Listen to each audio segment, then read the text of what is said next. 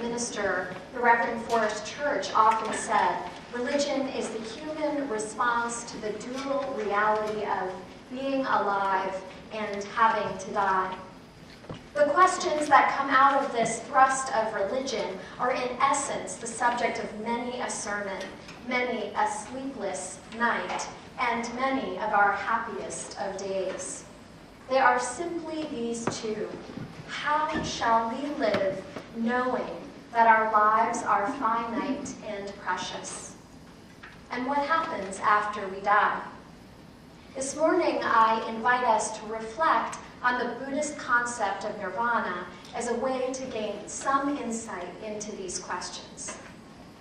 Nirvana can be said to be the ultimate goal, the ultimate destination of the path of Buddhism. Nirvana may be said to be a destination, but it isn't a place in the sense that many think of heaven as a place we go after we die. In fact, nirvana is something that we can reach in our lifetime.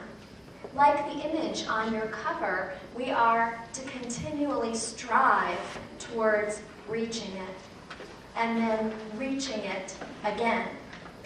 However, it takes time and practice. Of all the religions that I have learned about, it turns out the route to salvation is never easy by whatever name it is called. Nirvana can literally be translated as blowing out or quenching. The idea of a candle being blown out can conjure somewhat of a negative image in our minds, especially we Unitarian Universalists. We tend to think of the flame of the candle as possessing very positive qualities and representing things like the light of truth or the warmth of community or the radiance of love. It is important for us to understand more about how fire was thought of at the time of the Buddha. There was an understanding that fire, the flame, was not free. It was bound to a fuel like wood. And when the fire went out, there wasn't a sense that it disappeared, but rather that it lay dormant somehow and had become unfettered and was now part of the larger universe. Quench is a term that invokes an end to thirst and an end to craving. It is as if the fire has finally been quenched and is now released from the suffering of clinging to a fuel that serves like a prison. In Buddhist thought, that flame represents the fires that burn within, the fires of greed, of hatred, and of ignorance. When this triple fire is extinguished, the light actually has not gone out. It is just free. Rabindranath Tagore puts it well. Nirvana is not the blowing out of a candle. It is this extinguishing of the flame because day has come. Nirvana is about a process of transformation. It is about how the flame is changed without oxygen and fuel for combustion. This understanding is important because Buddhism seeks to counter our way of constantly imposing dualities. Things change all the time, but they are not necessarily this or that. Nirvana is neither meant to reinforce what many would call eternalism, the notion of an eternal and separate soul that continues after we die, nor is nirvana about nihilism or annihilation, the notion that after we die, we become nothing. Buddhists often resonate with the scientific understanding that nothing is created or destroyed. This weekend, many Buddhists are in fact thinking about nirvana for the holiday called Nirvana Day, when the Buddha is commemorated as having passed away from this earth and reaching ultimate nirvana, escaping the cycle of birth and life and death, is said to have happened today or yesterday. Having escaped the cycle of birth and life and death, but not having disappeared into nothingness. In fact, the Buddhist teachers and scholars like Thich Nhat Hanh talk about how the Buddha was already being reborn in his lifetime, but again, in the sense of transformation. His disciples, his teachings, the Dharma, and the communities of practice, the Sangha, can all be said to contain a part of the Buddha. To know and to experience these is to know and experience the Buddha.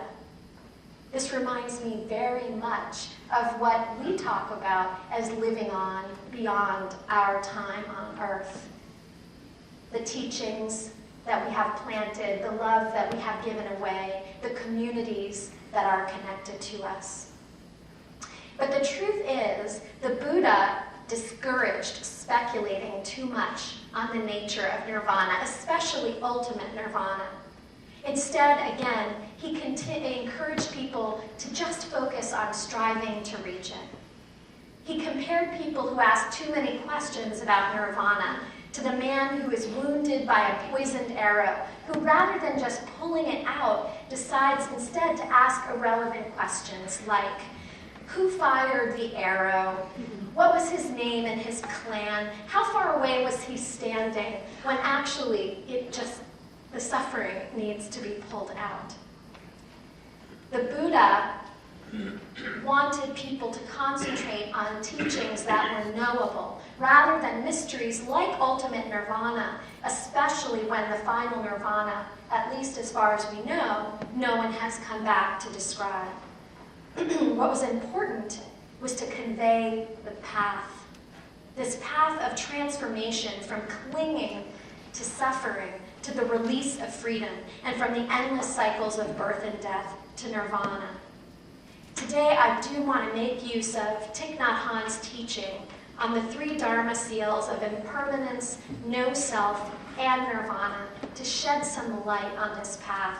And it's important to know that Thich Nhat Hanh describes nirvana as having correct perceptions, that in some sense we touch nirvana, and every time that we see the world the way that it really is. The way that it really is. And some people make use of the story of The Matrix, the movie The Matrix, where people discover that they're just plugged into machines giving them images, and that's what they believe is happening isn't really real. So Buddhism takes us closer to what is real and what is just an illusion. I can remember as a teenager having discussions, maybe some of you had these kinds of discussions, what if we're just like a dream in the mind of God, that kind of thing. So Buddhism takes us and cuts away all of our illusions, which fuel the wood, if you will, that creates the flames of greed and ignorance and hatred. So first, one right perception is that everything changes and nothing remains the same. Everything is ultimately impermanent. And it is that which actually makes life possible. I am not the same person that I was when I was 5 years old, nor am I the same person that I will be when I'm 65 years old. And yet, part of me is always me. And because things can change, I am also able to have children, and then hopefully my child or another child is able to have children, and life goes on. So because of impermanence, everything becomes possible. The other piece of Buddhist teaching about impermanence is about an understanding of interbeing, and how all of us in this room affect one another and the lives that we are living. And in fact, one of you could share an idea with me after this service, and I am different because of that idea. We interbe, we're constantly creating changes in one another. And so again, interbeing, impermanence, all of these help us see correctly the world the way that it is. But it's important not just to understand these things intellectually, but to practice looking deeply, the practice of meditation and really reflecting on what it means to be impermanent. How might I lead this day differently, knowing that I may not be able to count on another? Impermanence can bring us insight about what really matters in terms of what we do from one moment to the next. If I am absolutely furious with my husband, for example, and I recognize that anger is impermanent, and I recognize that even he and I are impermanent, and that one day we won't both be here, what changes will that create inside of me in terms of my behavior and how I move forward in the world? The truth, of course, of the Buddhist teachings is that someday, ultimately, we lose all of our possessions, our family, everything. But the other truth which counters this is that freedom, peace, and joy can be had in the present moment regardless of those circumstances that we so often decide our happiness depends upon. So impermanence would be the lens of time in terms of these questions. And then the second teaching that he talks about, no self, looks at similar questions, but in terms of space. Once again, I am not disconnected from you or me or that tree. The tree over there, for example, contains many different things. It contains sun, and it contains rain and the nutrients of the soil, and it contains the care of anyone that has watered it in a dry season since we've been living here. This tree interbees with everything else, and ultimately we are connected. And so the way the Buddhists often describe this is that we are empty of a separate self, that we are so closely connected. People sometimes don't understand that, again, emptiness gets translated as nothing, just like the concept of nirvana gets translated as nothing, but it's not that. It's something else. So nirvana is really about gaining right perceptions. And Thich Nhat Hanh talks about 8 concepts that fuel our fear. The notions of birth and death, coming and going, the same and different, and being and non-being. And he strives to eradicate these kinds of dualities from our minds, which again, he believes creates unhappiness, attachment to things that don't matter, and great suffering. And here's a good example. The going with a parent again, he talks about the parent, and I have met with some of you, and I actually know one day this will be me too, but the parent who grieves the loss of their child when they perhaps go to college or move away. The grief is often undone when they come back at 22 and stay until they're 30. I've noticed the grief is less profound at that time, but did we lead our daily lives like that? You know, in other words, when we had our child or our spouse or anyone we care deeply about, did we live as if they wouldn't always be there? Did impermanence inform our understanding? So when they were 6 and when they were 16, did we treat them as if one day they wouldn't be there? And how would our compassion and our love grow if we saw that we were connected and we knew that neither of us was permanent? So this is very much connected to our suffering, and the opposite side, our bliss or our happiness. If we understand these principles of impermanence and no self, then we may be able to touch a real sense of happiness in this lifetime. And the important thing is that you touch it. The Buddha became enlightened when he was 35, but he lived to be 80. The truth is, in the stories, it's not that he never suffered or felt pain or loss again. It's that he was a skilled practitioner of seeing rightly, so he was able to continually touch happiness, truth, understanding, and compassion for really the whole world. So one of the problems that we have when we don't see correctly is that we attach our happiness to something. Like, for example, I will be happy when I get this job that I feel fulfills what it is that I want to do in this world. Or I will be happy when I have the right house, or if I earned $20,000 more, or when I get married, or when I have children, or when I retire. We create these understandings, these notions that happiness can only be fulfilled if, and we'll create a list, whatever that list includes. But the truth is, that's not reality.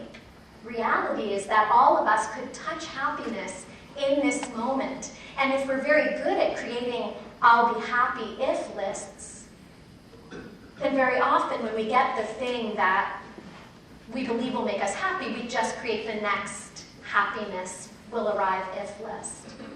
And the other more serious problem is that if we decide that we are too attached to our wants and our cravings, then we may totally miss happiness coming from a completely different direction. Maybe I'm so fixated on having a particular thing in my life, and I'm thinking a very personal one for David and I was the journey to have children. That was very difficult for us. And I knew since I was a very young person that I might never have a child, and that worked out for me, not without some real loss and struggle along the way. But I resolved that that was not the only way I would be happy. That I would allow my heart to open and to allow other things to make me happy. And so I was happy long before Asher came into my life.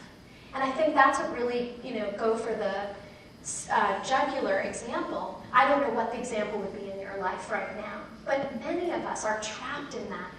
My happiness will come when.